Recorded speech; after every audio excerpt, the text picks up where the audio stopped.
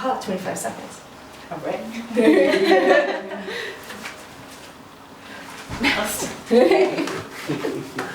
I thought I was going to be the last, so I thought I could rehearse this morning, but so this is a surprise. Right, my name is Deborah Star, and I'm from the marketing department, and my research is titled Understanding the Socioeconomic Integration through Financial Activity, a study on established immigrants in the UK.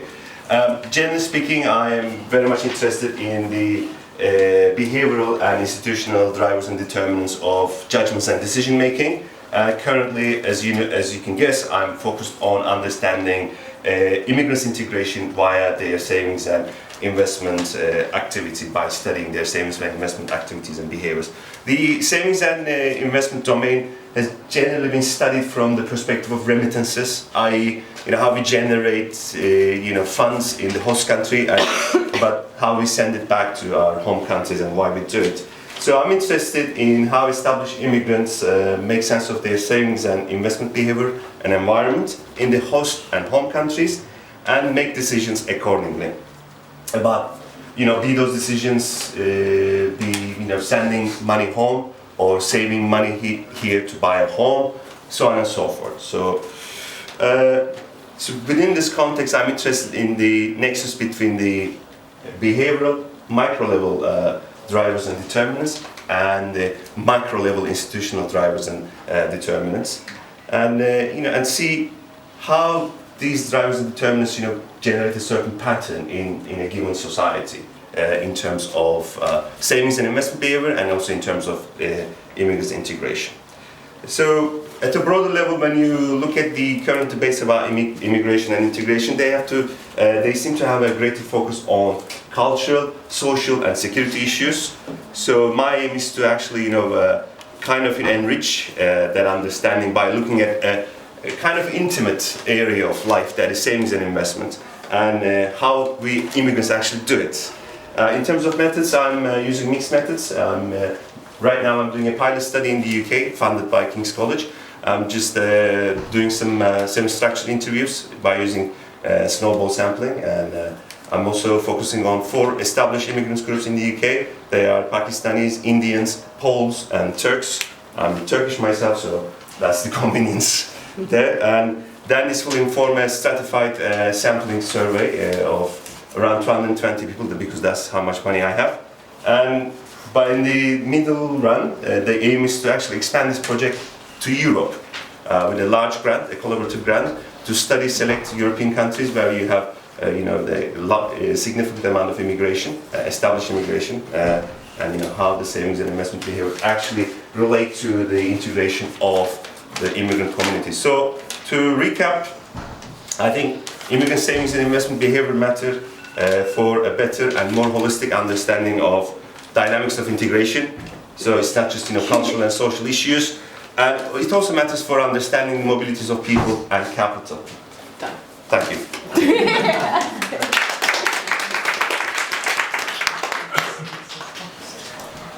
All right.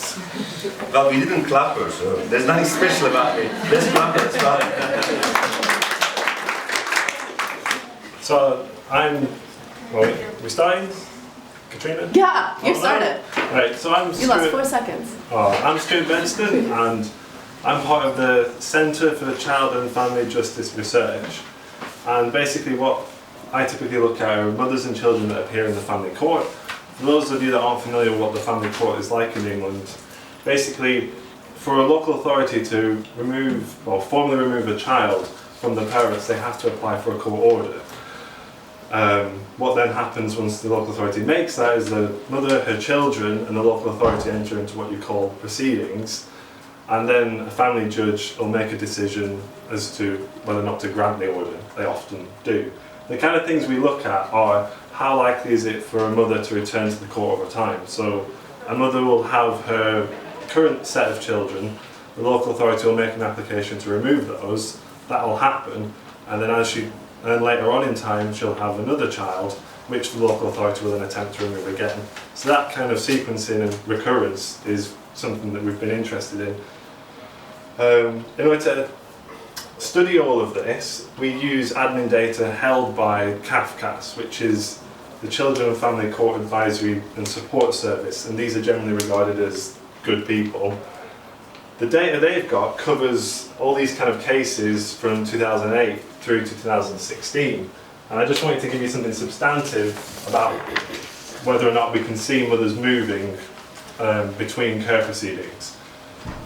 So because of the data we've got, if I select a 3-year window, which is 2008 through to 11, I've then effectively got 5 to 8 years worth of admin information to see if the mother reappears again in the court system.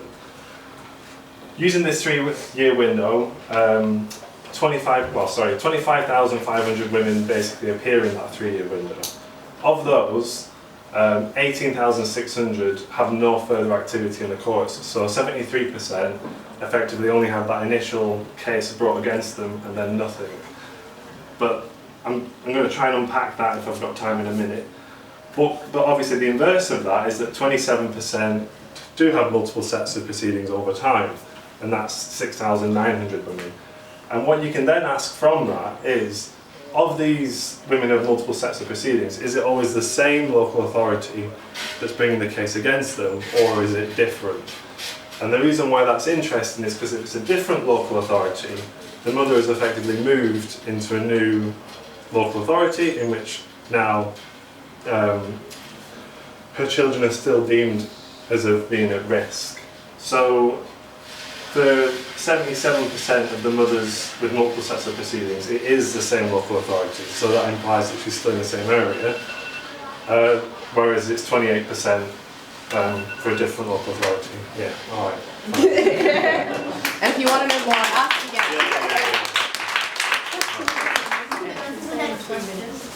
Oh yeah, sorry. I will start cutting you off mid-sentence if I could get my volume up. Okay. Hello, everybody. This is the working title of a monograph I'm working on that's based on a multi-sided study of what we could call street-level encounters between people who are applying, immigrants who are applying for citizenship or permanent residency, and institutional actors. So local authority registrars, language teachers and managers, as well as citizenship ceremony officials. I did interviews as well as observations in multiple local authorities.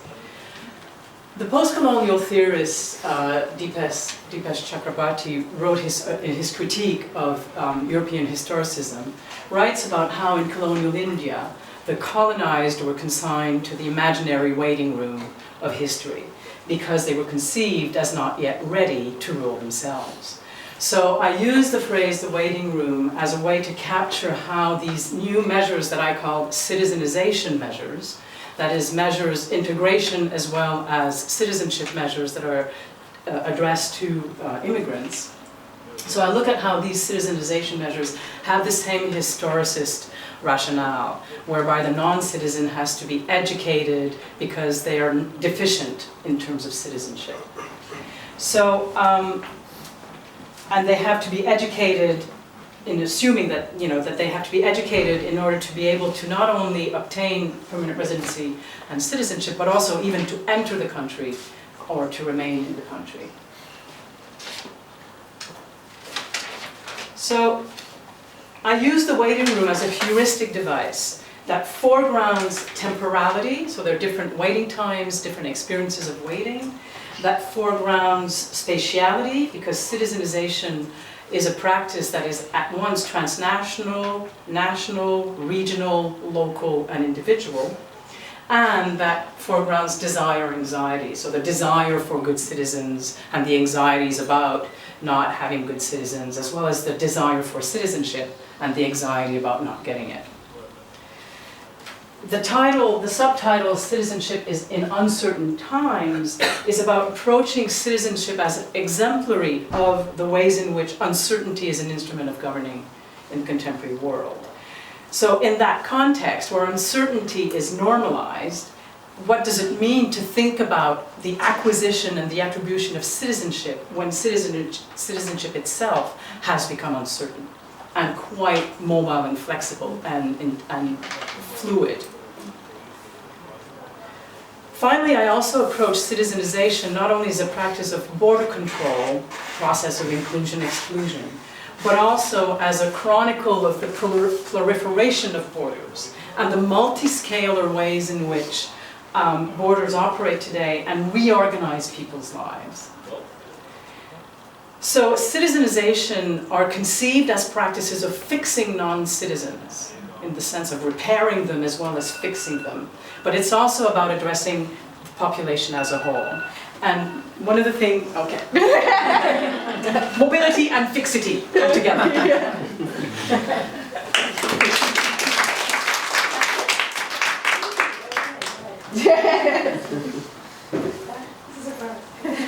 Alright, I have no slides.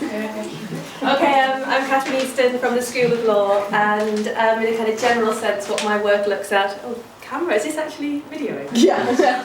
Okay, so the general sense what my work looks like, what my work's on is internet governance, things to do with the interaction of law and technology in a wider sense. So I'm working with Monica and Katrina on second core project looking at kind of data flows in relation to disaster and emergency management there. Do some stuff on data protection.